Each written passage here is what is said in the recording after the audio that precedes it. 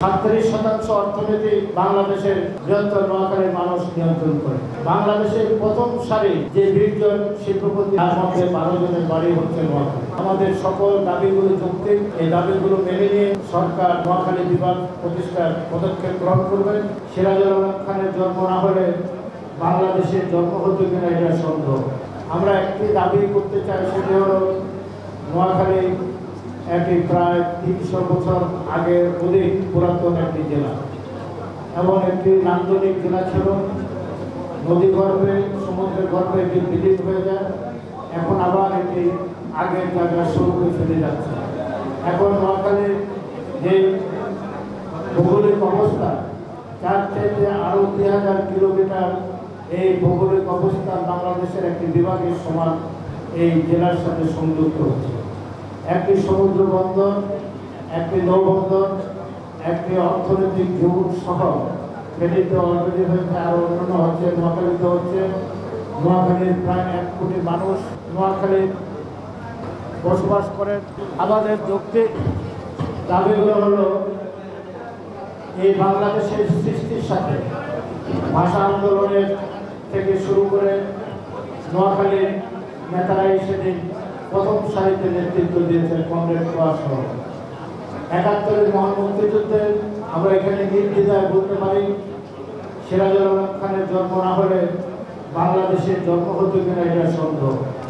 আমি তাই বলতে চাই, আসাম আব্দুল সেদিন স্বাধীনতার পতাকা উত্তোলন না করতেন, এই যে বাংলাদেশের এই পতাকা মানুষ আমরা দেখতে পেতাম। অতএব সর্বসারে সবসময় সকল আন্দোলন সংগ্রামে বলবো না কার বিরুদ্ধে কখন কি হয়েছে, তবে আমাদের নোয়াখালীর মানুষ অগ্রণী ভূমিকা পালন করেছে। আজকে নোয়াখালীর মানুষ বাংলাদেশের 37% অর্থনীতি বাংলাদেশের বৃহত্তর নোয়াখালীর মানুষ নিয়ন্ত্রণ করে। বাংলাদেশের প্রথম সারি যে 20 জন শিল্পপতি এখানে একটু আগে বলেছেন, তার মধ্যে 12 জনের বাড়ি হচ্ছে নোয়াখালী। এর মধ্যে অত্যন্ত কৃতিত্বের সাথে আমি বলতে চাই, যিনি 1 নম্বর ব্যক্তি, 1 নম্বর শিল্পপতি, তার বাড়ি আমার গ্রামে, আমার ইউনিয়নে। অতএব উনি নোয়াখালীর মানুষ। অতএব আমি এই কথাটি বলতে চাই, যদি সাংবাদিক জগতের দিকে তাকান, আব্দুল সালাম থেকে শুরু করে বৃহত্তর নোয়াখালী, সেই সানাউল্লাহ, ওবায়দুল হক সাহেব, আব্দুল সালাম, মুসা সাহেব, এমএল মুসা, জহুর সাহেব, তারপরে মাহবুব হক সাহেব শুরু করে সমস্ত গ্যাস কামাল চৌধুরী, এরা সবাই আমাদের আহমদ নদী, এদের সবাই বাড়ি করতে নোয়াখালী।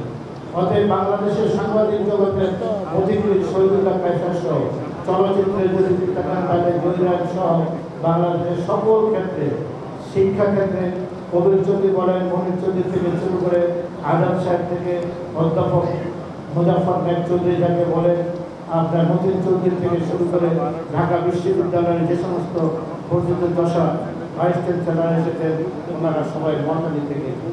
অতএব এখন প্রথম সারেফ রহমান, প্রথম বাঙালি ঢাকা বিশ্ববিদ্যালয়ের ভাইস চ্যান্সেলর সারেফ রহমানের বাড়ি বৃহত্তর নোয়াখালীতে।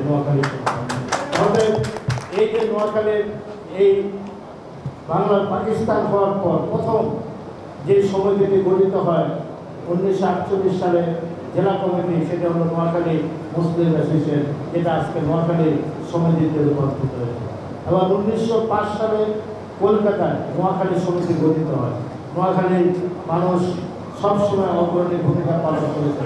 তাই আমরা বলতে চাই, আমাদের ভাষা, সংস্কৃতি, আমাদের যে ভৌগোলিক অবস্থান এবং অর্থনৈতিক যে অবস্থান, আজকে সারা পৃথিবী থেকে যে রেমিটেন্স আসে, নোয়াখালীর মানুষ যত অর্থ রেমিটেন্স পাঠায়, অন্য কোনো জেলার লোক এত রেমিটেন্স পাঠায়। অতএব আবার অর্থনীতিতে নোয়াখালীর মানুষের যে অবদান, বাংলাদেশে এমন কোনো ব্যাংক নাই যে ব্যাংকে 4-5 জন ডাইরেক্টর বা পরিচালক নোয়াখালীর বাইরে আছে। তা আমি আমার বক্তব্য দীর্ঘায়িত করবো না। পরিশেষে বলতে চাই, আমাদের সকল দাবিগুলো যৌক্তিক। এই দাবিগুলো মেনে নিয়ে সরকার নোয়াখালী বিভাগ প্রতিষ্ঠার পদক্ষেপ গ্রহণ করবে। আমি আপনাদের কথা দিচ্ছি, বিএনপি যদি আগামীতে ক্ষমতা আসে, আমার জোর প্রচেষ্টা থাকবে বিএনপির উপর, যেহেতু এই বৃহত্তর নোয়াখালী করার জন্য। আমি আরেকটু সাহস পাচ্ছি, এই বৃহত্তর নোয়াখালীর কৃতি সন্তান, বর্তমানে বাংলাদেশের সবচেয়ে জনপ্রিয়, যার উপর মানুষ ভরসা রাখে, উনি হচ্ছেন বেগম খালেদা জিয়া। উনি বৃহত্তর নোয়াখালীর সন্তান। অতএব এই বিভাগটি করার জন্য আমরা ওনার সাহায্য দেব এবং ওনার অনুপ্রেরণায় ইনশাআল্লাহ ওনার উদ্যোগেই বিভাগ হবে আমি আশা করি।